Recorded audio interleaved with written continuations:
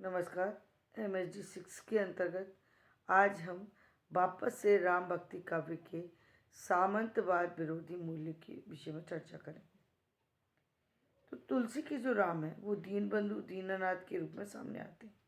वे राजाओं के पास मदद मांगने नहीं जाते, बानरों और भालुओं की सहायता से जगत दुखदाता रावण का वध करते हैं और सामंतवाद में साम्राज्य की स्थापना करते हैं।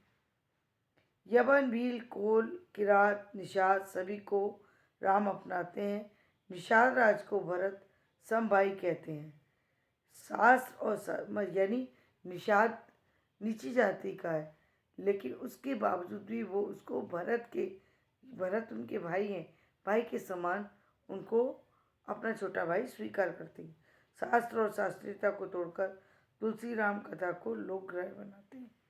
और तुलसीदास इसके साथ साथ तुलसीदास क्या करते हैं, शास्त्र को भी एक तरफ हटा देते हैं और शस्त्र चलाने यानी शास्त्रीय विद्या में पारंगतता को भी एक तरफ हटा देते हैं और लोक कथा के रूप में राम की कथा को लोगों के सामने पहुंचाते हैं।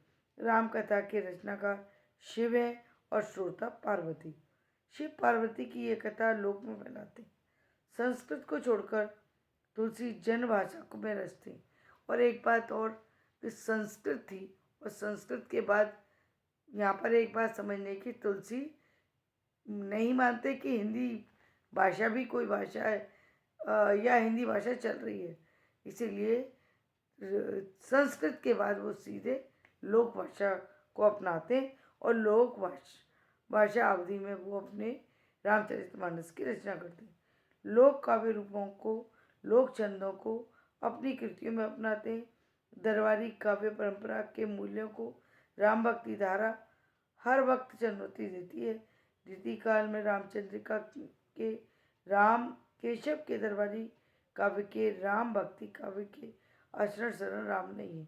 यानी जो रामचंद्रिका के राम है वो जो हीन व्यक्ति है उसको शरण देने वाले राम नहीं है।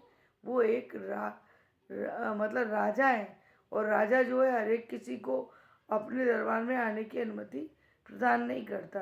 यानी वो एक सामाजिक राम के रूप में उनका प्रस्तुतिकरण है, जबकि तुलसी के राम जो है वो भगवान के रूप में प्रस्तुत हुए।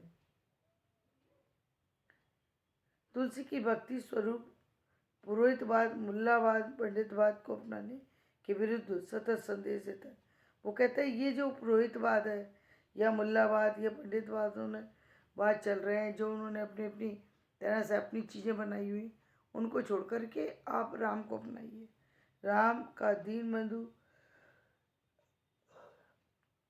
दीनदयाल दीन रक्षक का रूप भी सामंतवादी विरोधी मूल्य है। डॉक्टर रामविलास शर्मा ने तुलसी साहित्य के सामंत विरोधी मूल्य तथा भक्ति आंदोलन तुलसीदास शीर्षक निबंध में कुछ बातें कही हैं तुलसीदास के विषय।